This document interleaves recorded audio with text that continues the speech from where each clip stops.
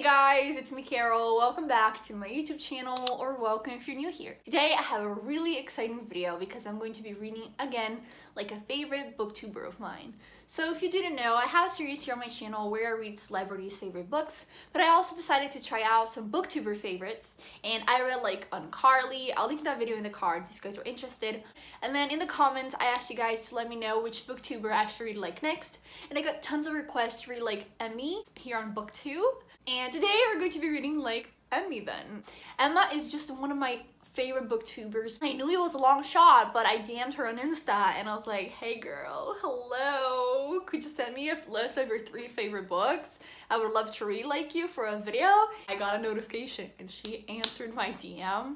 Still don't know how that happened, but thank you so much, girl. I love you. So in the DM, these were her book picks. So in this video, we will be reading Phantom of the Opera, 100 Years of Solitude, and Letters to a Young Poet. All books that I've heard amazing things about and I'm really excited to get to. Out of all of these, I have read one already, but I'll go quickly over it later on in this video. The first book we're going to be reading for this video is Letters to a Young Poet from 1903 to 1908. Rilke wrote a series of remarkable responses to a young would-be poet on poetry and on surviving as a sensitive observer in a harsh world. Those letters, still a fresh source of inspiration and insight, are accompanied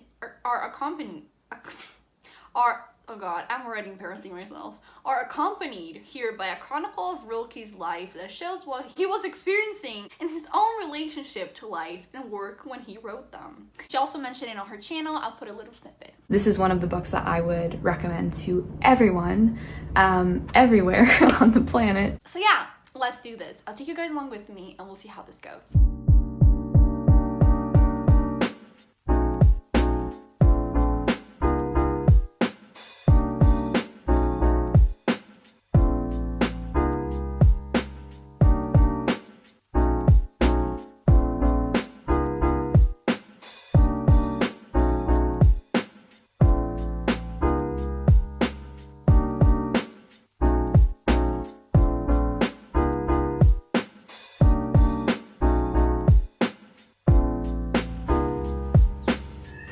So I just finished reading Letters to a Young Poet and I really enjoyed it. It was so beautiful and the letters were so heartfelt. It was full of inspiration, beauty, and wisdom. It really talked about writing with passion and how to be grateful for what you have and how solitude isn't really a bad thing, which was really interesting to read about. I did find it a bit hard to understand.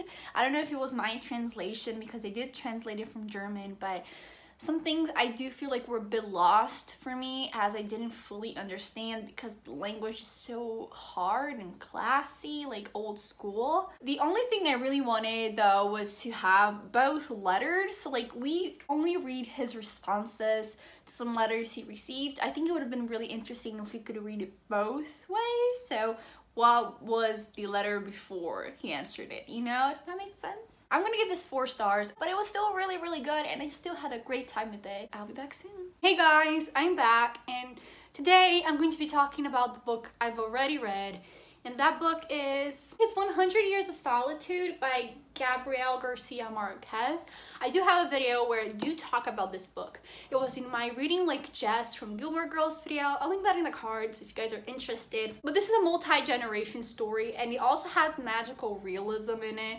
Both things that I thought I would never like to read about.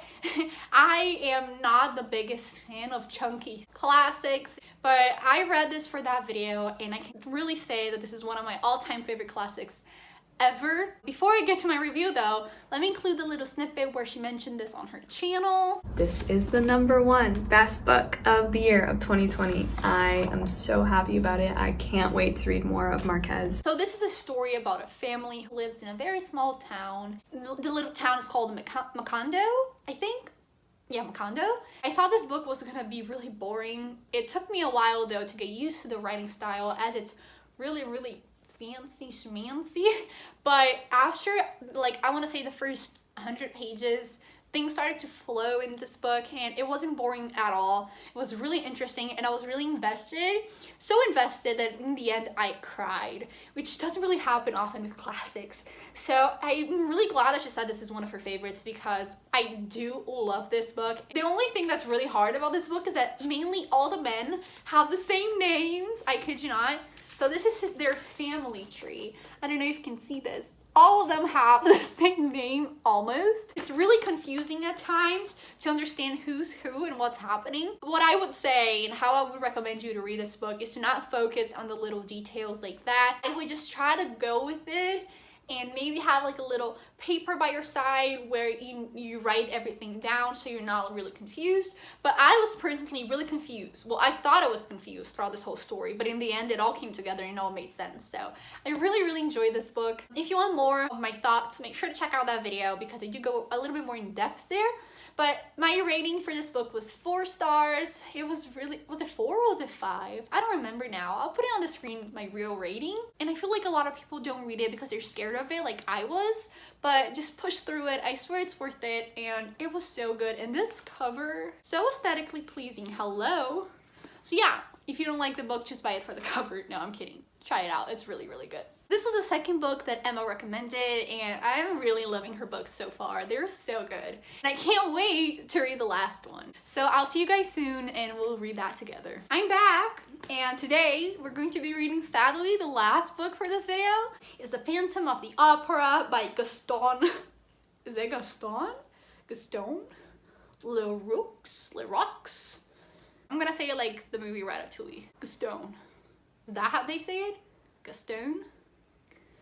Gaston. I don't know. Yeah. I'm editing this and I feel so dumb. His name is Gusteau. What was I thinking?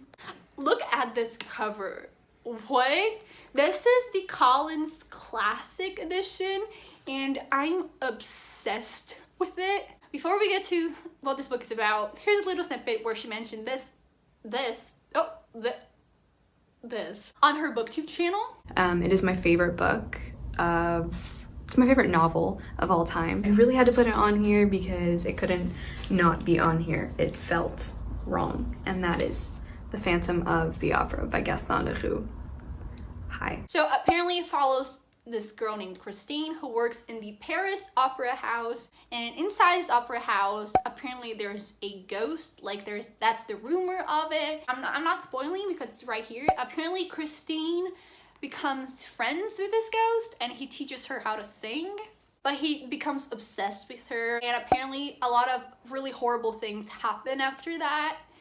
It's a gothic horror story, which is so fun. I've always wanted to read a book like this. I have watched the movie for it, but to be honest, I watched it when I was a child and it scared me so badly. I don't really remember the story that well, so I'll probably be really surprised reading this book, and I don't know the ending. I mean, I do know the ending. I was talking to my sister and my mom about this, and I was like, oh yeah, one of the books I have to read for this video is The Phantom of the Opera. And then they went, oh yeah, that happens in the ending. And I was like, what? And they were like, don't you remember you watched the movie? And I was like 10. So now I know the ending, but I still want to read this. And I'll take you guys along with me and we'll see how this goes.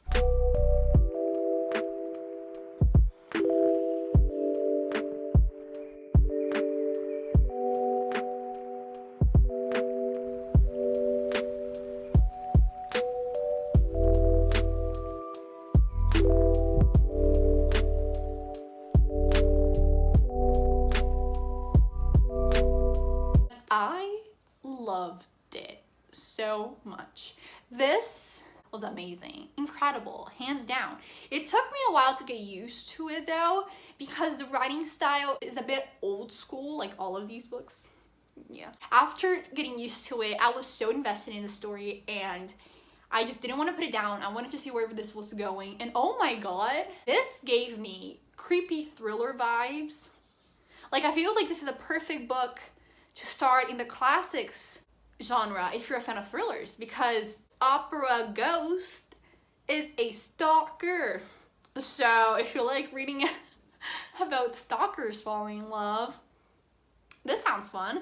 Literally, it was so creepy, and from what I remember, vaguely in the movie.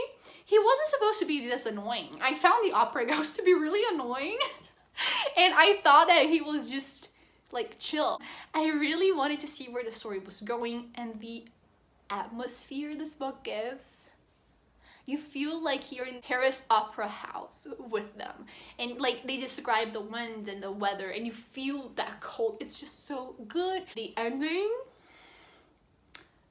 was a little emotional. I did not see that coming. I mean, my mom spoiled a bit of the ending for me, but not all of it. And wow, I did do a research after, because I don't remember the ending of this being the ending of the movie, and I was right. They did switch it. So there are a couple of differences between the book, the theater adaptation, and the movie adaptation. I'm so glad Emma recommended this, because this was honestly incredible, and I understand now why this is so talked about and so hyped, because it deserves a hype. It's just really good, and wow. And I just loved it. Loved it. 5 stars. This was one of my favorites, I think. Maybe my favorite out of all of these that I've read. Gusteau also gave it 5 stars. Chef's kiss. Chef's kiss. So in the end, what do I think of Emmie's reading taste? She likes really hard books. They're a little bit more intellectual than what I'm used to. I feel like you have to have patience to read these books, because the first 50, 100 pages are really hard and you're not really understanding what's going on. You have to push through it to then start to understand the story. So if you're not really interested in the story, you don't have like any interest at all, I feel like you would just give up. But if you do think that this book might be the one for you, I say push through it, because it's really, really good. All of these were really, really good. They just add something to your life. I don't know what exactly. You finish the book and you feel like a part of you has changed, which is so nice and something that doesn't really happen often in books. I do think she likes to read books that will mark her and that she will think about forever. Like, I'll be thinking about these books forever, and I think she reads these classics because they're a way to transport in time. If you've ever watched Doctor Who and you were like, oh my god, I wish I had that time travel blue thingy, these are the ones for you. This is how you should time travel, because these books just leave you with something different. I still don't know why I keep trying to make these pop culture references. This is what I searched on Google, and I found out the name was TARDIS. I'm really glad I read these books. Her reading taste is magnificent. If you haven't watched her booktube channel, please do. Take her recommendations. Trust me, they will be good. And they're also fun, because you're exercising your brain to start to understand more hard literature, which is always fun, and you're diversifying your reading taste. So again, thank you, Emma, for recommending these books to me. It was so kind of you to reply to my DM. Thank you, thank you, thank you. You're the sweetest, kindest, most loving person here on BookTube, and I absolutely love your videos. They calm me down. You're just such a loving soul. So thank you for allowing me to know you a little bit better and to read your favorite books and make a video about them. But yeah, you guys, this was the end of this video. Let me know down below which booktuber I should read like next, or if you don't want another booktuber, which famous celebrity I should read like next. I'm loving making these videos. They're always so much fun, and I just get to try out some amazing books and judge people. How fun is that? So thank you guys so much for watching. I hope you enjoyed. If yes, give it a big thumbs up and subscribe down below to be part of this wonderful family. I would love to have you here. Thank you so much for watching, and I'll see you guys in my next video. Bye.